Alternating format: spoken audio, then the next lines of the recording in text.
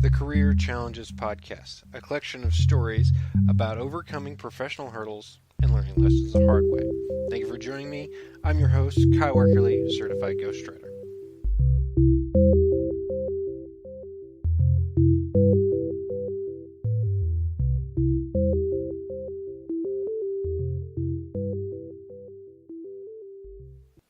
Hi. Thanks for stopping by. Glad you decided to join me for the very first episode of the Career Challenges Podcast. I'm not going to give this the number one, however. This is a trailer, a teaser, a dry run for the episodes to come. The Career Challenges Podcast is a place for listeners to hear stories of lessons learned the hard way and overcoming hurdles in your professional journey. Notice how I'm not really saying that clearly. It's part of my journey.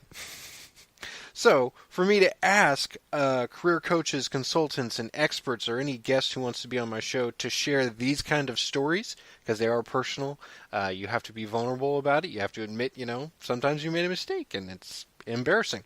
If I were to ask people to do that, I must first be willing to do it myself. All right? So, I have plenty of these stories, though. Plenty of stories of lessons learned the hard way, a lot of those, and overcoming hurdles in my professional journey. Some are funny, some are embarrassing, but all, I hope, at least have a small nugget of knowledge buried within them. All right? So shall we get started? So the very first story I want to share on this podcast or about myself, let me just start it this way. Sarcasm. It's kind of an acquired taste. Some people are very sarcastic. They have a dry wit. They just have that attitude of, this is who I am and this is how it's going to be. And I adopted this at a young age. My parents were sarcastic. I was around some sarcastic people, not a lot, but some. You'll find with sarcasm or people who are sarcastic, usually you really just want one person like that in your life. Now, you can have a little bit of sarcasm here, but people who are sarcastic all the time, at a point it does get to be too much. And I speak from experience. And some people have told me this. So anyway, the reason why I talk about this sarcasm and I'm setting it up this way is that it became kind of my identity, who I was, and how I coped. There was a point in my life or a period of my life where I was just not in a happy mood. And I say period, it wasn't short. It was, I want to say, a long time. And it's something that, of course, I still do here and there. But also I try to catch myself more and more not to be sarcastic, overly sarcastic from the get-go, because it can put a lot of people off. And at first I thought, well, everyone should know I'm sarcastic, right? Everyone should understand that about me, but that's incredibly arrogant and self-centered. Again, and something else I'm admitting there. But, you just can't assume that, especially with your boss, any person in a supervisory role over you. Now, if they're really sarcastic to begin with and you kind of come to that understanding, fine. That's great. You can be sarcastic with that person. They can be sarcastic with you. But most of the time, I would advise you to err on the side of caution. Do not be sarcastic with your boss. Don't be overly sarcastic with your boss, because it could be, or that boss could become a former boss, or that job could become, the job I got fired from. So let me explain. In a previous life, I was a teacher. Now, I grew up in a family of teachers. My mom taught. She did kindergarten and music most of the time when I was growing up, and my dad is a college professor. So, grew up around a lot of teachers, a lot of academics, I should say. But then also, I married a teacher. My wife is a teacher. She's been teaching. At this point, at the recording of this episode, it's her 11th year. So she's been doing this for 11 years at least. She also did Sunday school, but she just has that teacher mentality. You can sense that about her when you get to talking to her. So I came from an environment of teachers. I had some friends growing up who were teachers and other friends in college who became teachers as well. So, teachers, teachers, teachers, teachers. And you think that being surrounded by teachers, it would be easy to become one. But really, it's a mentality. It's something that if you want to become a teacher, you have to work at it. It's not something that just happens. Now, some people are talented that way. Some people are just gifted with the ability to teach and to have that mindset. My wife is one of those. Sure, she had to work at it a little bit, but basically, I think from the time I first met her, it was obvious she had that gift and that ability.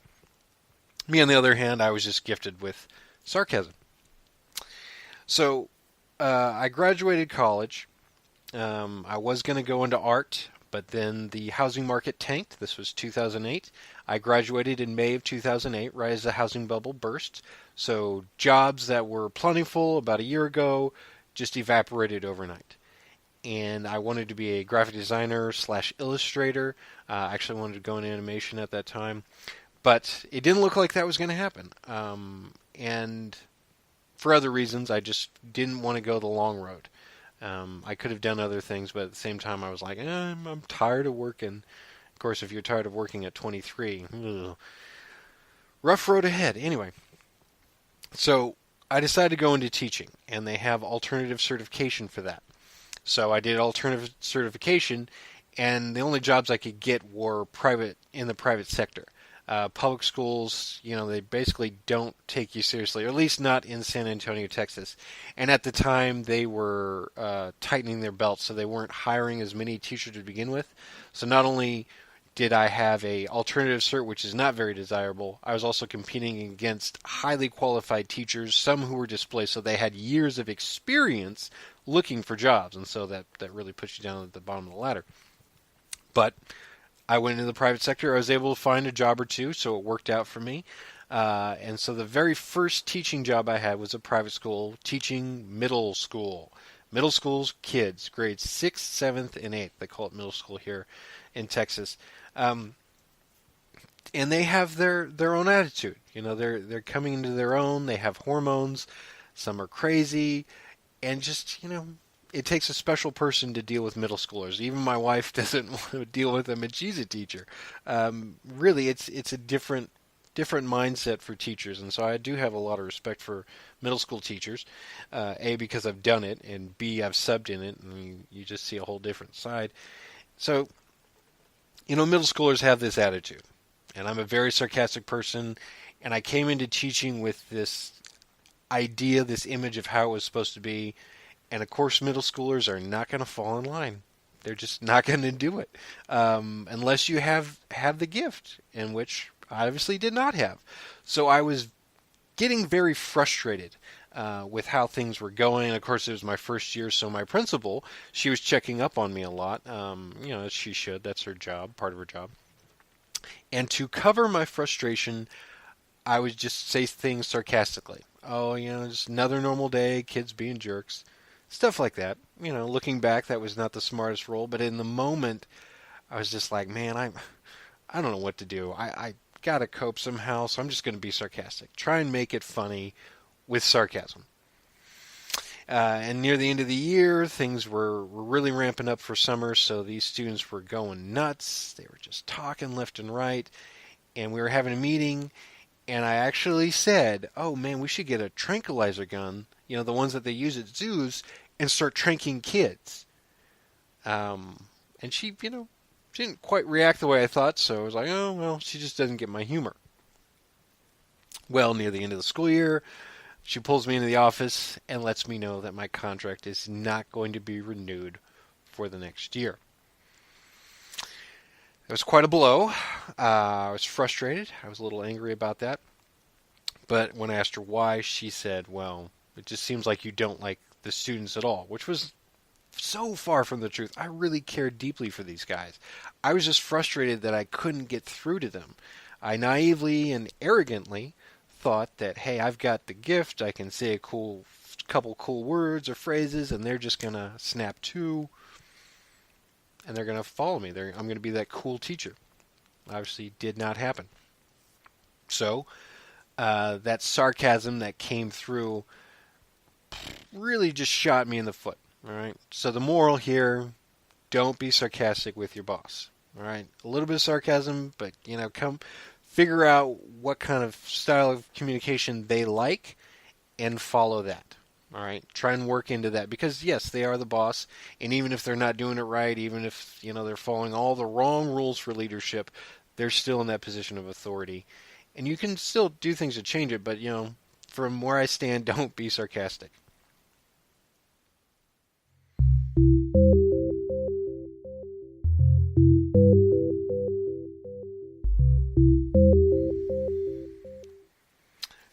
And now a story of a professional hurdle that I've had to overcome.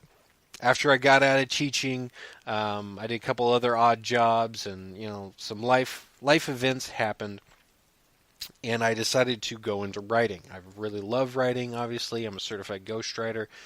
I want to share stories. That's what I'm doing, and that's part of why I've started this podcast as well. Obviously, was to share stories, to get that out there. But also, when you're a ghostwriter, you're taking on that burden for somebody else. All right. Now, the reason why people hire ghostwriters is either they don't have the time, they just lack the confidence in their own story writing ability, or it's a different beast that they don't want to deal with. The publishing industry really is a different industry altogether. All right. And the years it takes to build up that expertise in any sort of industry, you would have to do that in the publishing industry to get your book out there. And some people just don't want to wait. I don't blame them. I'm not a patient person. I hate waiting. And so if I get somebody to do it for me, why not? Why not? So I went into writing, and I started ghostwriting a little bit here and there, some blog posts. And I connected with Derek Lewis, another big-name ghostwriter who's doing very well. Great guy, too. Bought me a crepe once. Great guy. And I found out he did a certification course. Now, he'd already done some ghostwriting before the certification course, but he came out of it at the end and was like, oh my gosh, there's just so much. You have to take this to really get a leg up on ghostwriting, to really be prepared for what ghostwriting entails. And so I decided, I'm going to try it. All right, if I really want to be a ghostwriter, I'm going to go all in. I'm going to get certified, and other reasons for that as well, which I'll go into later if I want to, or if I have time. But I went into this certification course, and I was like, okay, I'm going to try it. And I talked with Claudia Suzanne. She is basically the ghostwriting expert. All right, just everyone who's met her and talked to her, other ghostwriters acknowledge that, and they're like, oh my gosh, this is the person who knows all that. So we better, listen to her. And at the time, the way she set it up, she always wanted to talk with the students. You couldn't just go in and sign up for the class, show up day one, and start taking it. She wanted to make sure that you knew what you were getting into. And so I got on the phone with her and I talked with her, some back and forth, some life stories as well. Basically, the reasoning for why I wanted to be a ghostwriter. And she said, "Okay, I think you've got it. I believe you're capable of taking this class and doing well. So go ahead, sign up. Pay the fees of course that go with it, because it wasn't going to be free. And let's get going." So the way the certification course was set up when I took it, they've changed the layout of it since then. But when I took it, there were modules. All right, it was cut into two pieces: nonfiction and fiction. So fiction was a semester, nonfiction was a semester, and you started with nonfiction. And each semester was broken up into modules. And nonfiction, I think at that time, had six modules, and then fiction had 5. And you would start with the first module, of course, was analysis and recommendation, and that's this service that I provide for analyzing manuscripts and stories and finding out what works, how we can get it to fit into the publishing industry, what needs to happen basically to get this book from idea or just notes on scratch paper into a polished manuscript, so you can start your publishing journey, publishing path. And then you go into substantive editing, and then the third module is finally ghostwriting. All right, so you've got 1, 2, and then 3 modules before you actually get to the real ghostwriting of the ghostwriting course. So for about a month, about 2 months, possibly 3, we didn't ghostwrite. We didn't touch any sort of ghostwriting. But the whole time, of course, she's saying, "Oh, well, when you start ghostwriting, you need to do this, and when you need to do that." And I was a little overwhelmed at one point, I do remember, but more or less I was nervous. I do remember very distinctly that I was nervous. because I was working with live authors. All right, people who, it wasn't because they're dead and they passed on the story to Claudia to use as she needed, but authors who were, interested to see what we as students would come up with their work and would give us honest feedback, and that was part of what the certification course offered. So I was nervous. I was nervous that a live author would look at that, what I had written, and be like, that is crap. Another thing I was worried about was that as a ghostwriter, of course, you have to embody that author. Another ghostwriter, she explained it that you're not writing a book for that person, you're writing a book as that person. All right. Liv Howland, another ghostwriter, she explained it as you're the actor. You're embodying a role, the role of that person as author writing a book. That's what you're doing. And, I'd taken the acting course or two in college. I thought I was decent at it. I mean, it was a Division III school, very small. So it wasn't really that hard to rise to the top. No offense to Howard Payne. But I was nervous, nonetheless. I was nervous that the moment I sat down with a manuscript and started to ghostwrite, it wouldn't sound anything like that author's words. It wouldn't be John Smith writing. It would sound like Kyle Weckerly trying to sound as John Smith writing a book. And that's what I was worried about. So the very first assignment I got, I panicked, I froze, I was like, oh my gosh, what do I do? And so what I essentially did was just ghost edit. I just moved pieces around on the page, maybe added a few words in here and there to do that, and that was it. That was all I really did. I really didn't ghostwrite. All right, I maybe did 5% ghostwriting, and the rest was just ghost editing, just moving things around. And of course, I get the assignment back. Claudia Suzanne and then her teaching assistants that worked with her, they would go through each assignment each week, write down notes, kind of debate, are they progressing as we want them to progress? Are they really learning the material, and is that showing on the page? So the very first assignment, I get a note back, this is terrible, do it again. And of course I'm crushed. But I kept reading the note, and she wrote in there that as a ghostwriter, when an author hands you their manuscript, it is your responsibility to do a good job. All right? You may be afraid, and there's nothing you can do to get around that, but don't let that stop you from doing a good job. Don't not try. All right? You have to do it. And so it's kind of the kick in the pants I needed. She didn't hold my hand and coddle me. She was like, okay, now it's time to do big boy things. You're going to ghostwrite for this author, so get it right. And so I was like, well, let's do it. I'm probably going to fail horribly on the next one, but I'm going to do it. And so the next assignment, I jumped right in. I wrote and rewrote. I ghost wrote, and about 80% of the assignment was still the author's work, but it was a lot less ghost editing, more of me ghostwriting. And Claudia came back and she said, I see, significant improvement. You really took my words to heart. I appreciate that. That's what we're looking for. You did a great job. All right. On this that I had tried. It still wasn't near where we needed to be, but I was progressing as she had hoped I would progress and doing a good job. So, still not great, but that gave me confidence. And so that was a professional hurdle I had to overcome, was confidence in my ability to ghostwrite. And of course it wasn't an overnight thing. It was a process, and it's still an ongoing process. Every project that I undertake as a ghostwriter, it's still a process. It's still something that I'm learning and improving upon, but that's what's great about ghostwriting, basically on-the-job training. So yeah, so that was a professional hurdle I overcame.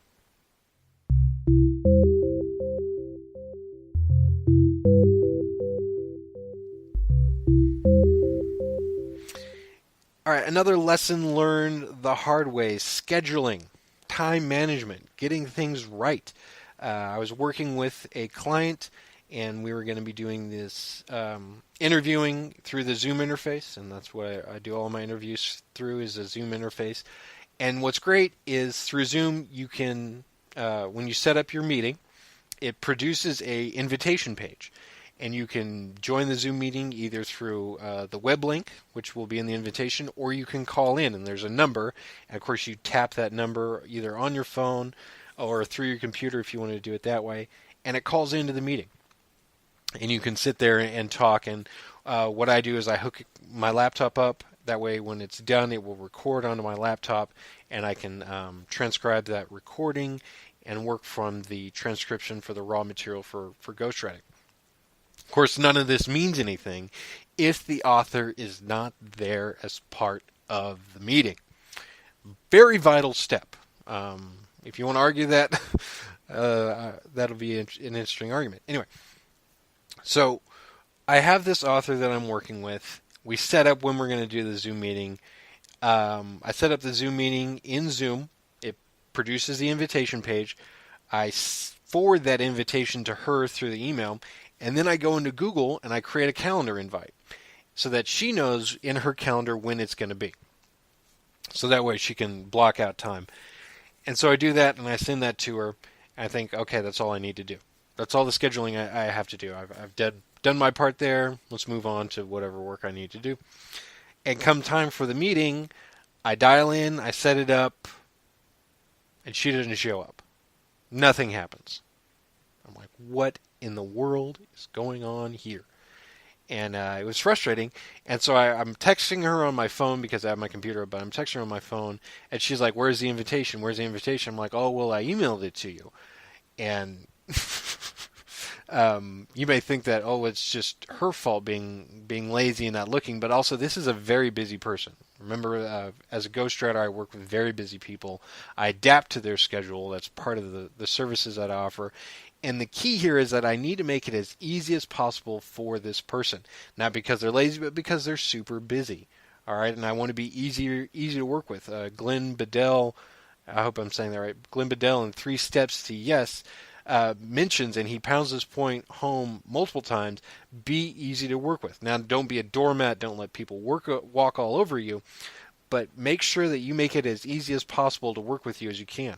And what I should have done, and what I do now, is when Zoom pops out of the invitation page, not only do I forward that to the author, I copy that invitation, put it in the Zoom invite, all right, so that they can go in their calendar, pull it up. Oh, look, here, I push this button, I call in, and you can do it all from your phone.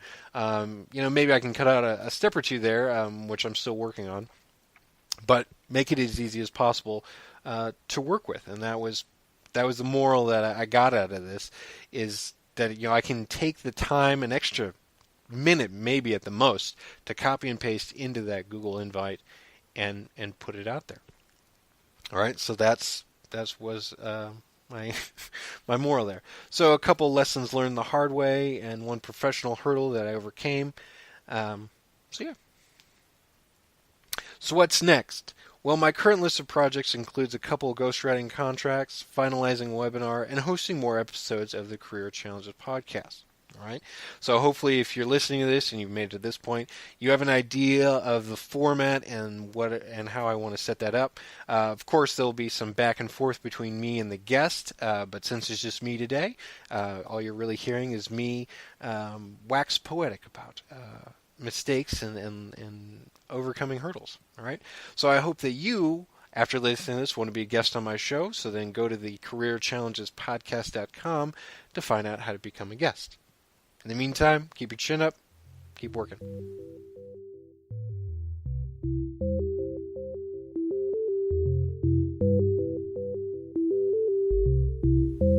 Would you like to be a guest on the Career Challenges podcast? Visit thecareerchallengespodcast.com to find out how you can share your story.